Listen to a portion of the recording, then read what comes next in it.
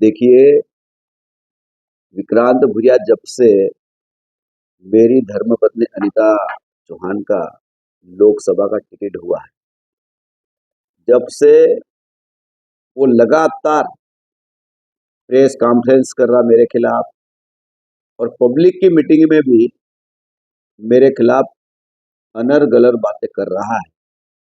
लेकिन विक्रांत भूरिया झाबुआ, अलीराजपुर, रतलाम की भारतीय जनता पार्टी की ताकत को समझ चुका है और इसीलिए ये मेरे पर हर बार हमले कर रहा है। मैं विक्रांत भूरिया को ये फिर कहना चाहता हूँ, ये चुनाव देश का चुनाव है, राष्ट्र का चुनाव है। मैं विक्रांत भूरिया को ये पूछना चाहता हूँ कि आपके पिताजी राहुल गांधी और कांग्रेस ने अयोध्या में प्रभु श्री राम जी के निमंत्रण को ठुकराया, सबसे पहले उस पर सफाई देना चाहिए।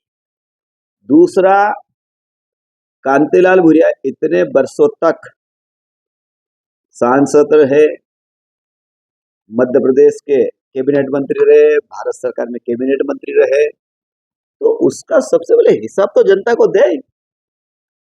आरोप प्रत्यारोप लगाने के बजाय विकास की बात करे। और फिर मैं कहना चाहता हूं कि आज मेरे खिलाफ वो आरोप लगाकर पत्रक जारी कर रहा है, प्रेस वार्ता कर रहा है। ये जो आरोप और प्रकरण मेरे ऊपर बने थे 1999 में, और उस समय तो कांग्रेस की सरकार थी, इसके पिताजी कैबिनेट के मंत्री थे, दिग्विजय सिंह मुख्यमंत्री था।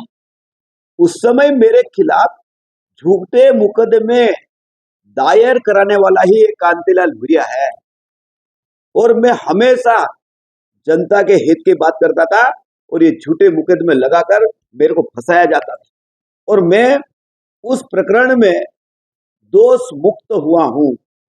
मैं ये कहना चाहता हूं कि अगर कांतिलाल भूरिया और विक्रांत भूरिया में इतना दम था, उस समय मुझे सजा दिला देते ना, क्या दिक्कत थी उसमें। लेकिन झूठा प्रकरण लगाकर भारतीय जनता पार्टी एक के कार्यकर्ता के खिलाफ नहीं, ऐसे मेरे जैसे कई कार्यकर्ताओं के ऊपर इन्होंने अलीराजपुर में झूठे मुकदमे दायर कर। क्यों? कि हम भारतीय जनता पार्टी का उस समय काम करते थे और भारतीय जनता पार्टी का झंडा बुलंद करते थे, इसलिए इस प्रकार के झूठे, क्योंकि इनकी कहीं ना कहीं उस समय भी जमीन खसक रही थी, क्योंकि उस समय यहाँ पर अलीराजपुर जिले और झाबुआ जिले में सेवा भारती का हम लोग काम करते थे, संघ का काम करते थे, तो इनको वो बर्दाश्त नहीं होता था।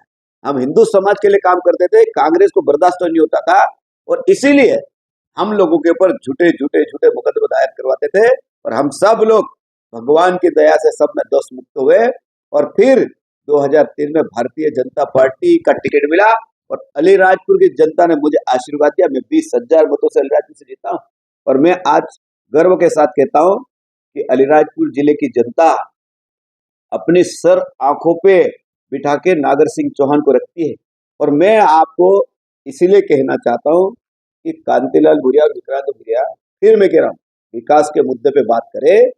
और मैं आपको ये कह रहा हूं, ये कल आज हो गई है 11 तारीख, 12 तारीख और 13 तारीख को इनका क्या होने वाला है, ये अलीराजपुर, झाबुआ और रतलाम की जनता ने ठान लिया है। इसलिए जिस प्रकार की प्रेस वार्ता कर रहा है, ये सारा सार विक्रांत भूरिया की बोखलाहट है, क्योंकि विक्रांत भूरिया के साथ आज कार्यकर्ता है क्या बताओ। अगर दो बाप बेटे घूम रहे, बाप आगे बेटा पीछे, बाप आगे बेटा पीछे।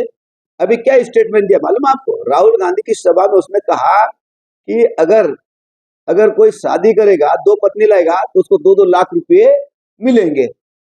इतने वरिष्ठ नेता होने के बाद भी उसके शब्दों पे पकड़नी है और विक्रांत भूरिया इतना गुस्से से बोलता है कि जैसे बहुत महान आदमी बन गया, क्या बहुत इंटेलिजेंट बन गया, डॉक्टर हूं।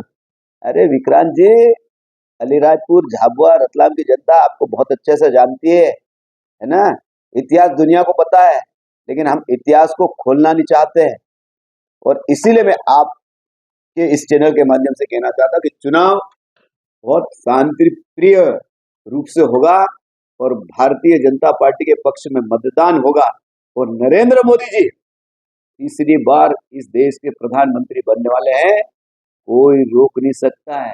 और विक्रांत को पूछना, सरकार बनाने की बात करता है, उसको एक पूछना कि कांग्रेस कितने सीटों पे चुनाव लड़ रही है, कितने सीटों पे लड़ रही है ना, उसको पूछ तो लेना। और मैं आपके इस चैनल के माध्यम से अपील करना चाहता हूं अलीराजपुर, झाबुआ और रतलाम की जनता को, और मैं विश्वास दिलाना चाहता हूं, मैंने अलीराजपुर जिले की राजनीतिक शुरुआत की है। गरीब, किसान, मजदूर लोगों की सेवा के लिए मैंने राजनीति का संकल्प लिया है। और विक्रांत भूरिया को पूछना है तो अलीराजपुर जिले में आके पूछ ले कि सेवा क्या होती है। अब ये विक्रांत भूरिया झाबुआ में रहता नहीं, विधायक बन गया। झाबुआ की जनता उसको जानती नहीं है, उसको गांव में क्या परंपरा का ज्ञान नहीं है। और वो तो सिर्फ क्या है, कांग्रेस के नाम पर वोट लेके विधायक एक गलती से जनता ने बनाया, और जनता झाबुआ में बहुत पछता रही है।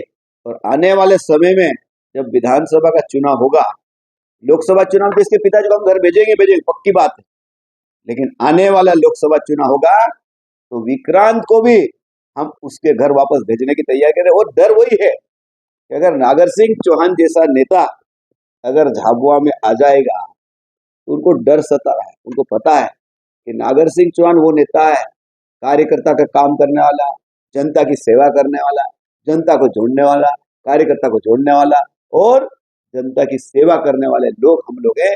इसीलिए उसको लगता है कि नागर सिंह चौहान के नाम से रोना, इसीलिए उसको लगता है कि नागर सिंह चौहान के नाम से रोना गाना करूं तो जनता उसके बहकावे में आएगी, और जनता उसके बहकावे में आने वाली नहीं है, क्योंकि झाबुआ, अलीराजपुर, रतलाम की जनता बहुत समझदार हो चुकी है। अब जनता को आप गुमराह नहीं कर सकते विक्रांत जी। और 13 तारीख को आप देख लेना, भारतीय जनता पार्टी का कार्यकर्ता हर बूथ पे लगा है, सेना के रूप में जिस प्रकार बॉर्डर पे लगता है ना, ऐसा भारतीय जनता पार्टी का हर कार्यकर्ता बूथ पे लगा है। और भारतीय जनता पार्टी, मैं आपको विश्वास दिला रहा हूँ कि जितने लोकसभा चुनाव हुए हैं अभी तक के, उससे ज्यादा मतों से भारतीय जनता पार्टी ये लोकसभा चुनाव जीतने वाली है।